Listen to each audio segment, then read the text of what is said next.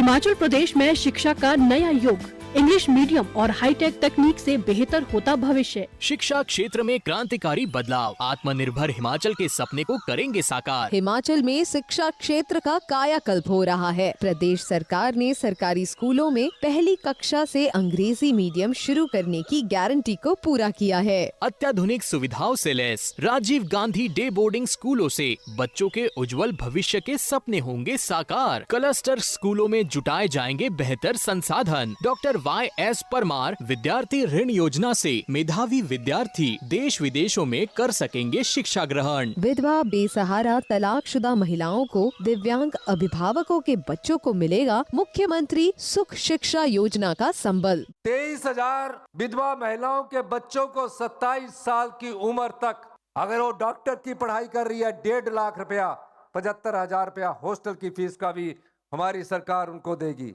ये योजनाएं आत्मनिर्भर हिमाचल की ओर इंगित करती है। बच्चों को गुणात्मक शिक्षा प्रदान करने के लिए इस क्षेत्र में भर्ती की गई सुनिश्चित। सूचना प्रौद्योगिकी के साथ करते हुए कदम ताल न्यू एज AI कोर्सेज से युवाओं के लिए खुल रहे रोजगार और स्वरोजगार के द्वार। सूचना एवं जनसंपर्क विभाग हिमाचल प्रदेश सरकार द्वारा जनहित में जारी। लहरों से डरकर नौका पार नहीं होती, कोशिश करने वालों की कभी हार नहीं होती।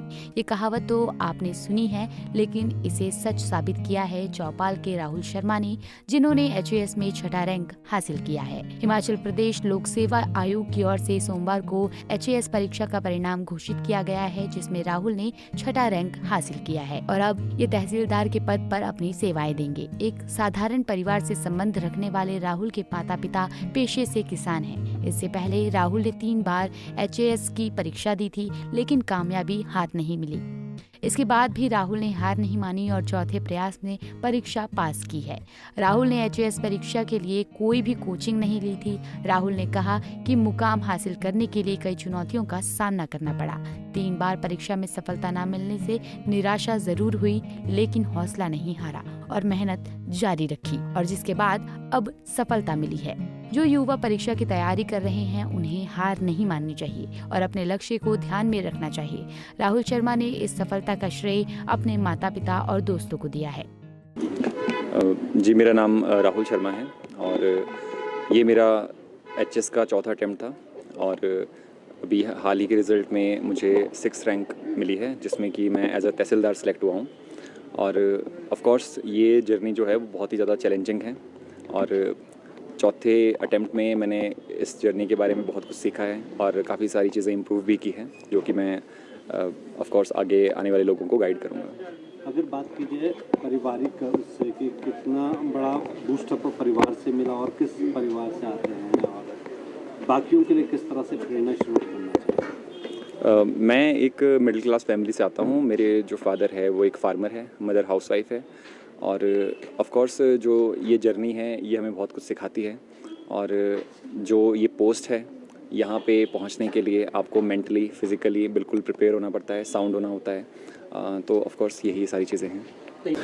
जी बिल्कुल, ये बहुत ही लंबी जर्नी है और इसमें कोई भी व्यक्ति श्योर नहीं होता है।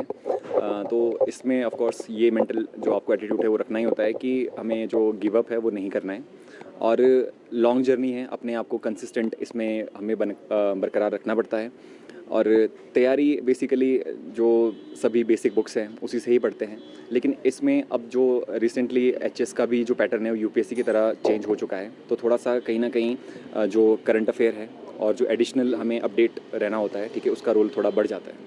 अगर बात किया टोटल कैंडिडेट्स कितने पार्टिसिपेट थे और आप जो 6th रैंक आया है वो? टोटल मेंस में 534 कैंडिडेट सेलेक्ट हुए थे, जिसमें कि इंटरव्यू के लिए 30 कैंडिडेट्स को शॉर्टलिस्ट किया गया है और फाइनली जो आपके पास 20 कैंडिडेट्स इसमें सेलेक्ट हुए हैं।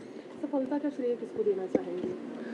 ऑफ कोर्स सफलता का श्रेय मैं अपने पेरेंट्स को, अपने भैया को और ऑफ कोर्स अपने सभी फ्रेंड्स को देना चाहूँगा, जिन्होंने मुझे हमेशा इस जर्नी में मोटिवेटेड रखा। जी, मैं लास्ट ईयर की घटना ही साझा करना चाहूँगा। लास्ट ईयर मेरे मार्क्स काफ़ी अच्छे थे, लेकिन मैं हिंदी में फ़ेल हो चुका था। तो ऑफ कोर्स फिर उस समय थोड़ा सा ये लगता है कि आपके अंदर वो कैलिबर है, लेकिन कई बार जो किस्मत है वो हमारा साथ नहीं देती है, तो उस समय हमें गिव अप नहीं करना है और अपने जो पोटेंशियल है उस पर हमेशा बिलीव करना है और डेफिनेटली आपको नेक्स्ट ईयर उससे नेक्स्ट ईयर हमेशा कामयाबी मिलेगी। पंजाब केसरी टीवी के लिए शिमला से युवराज शर्मा की रिपोर्ट।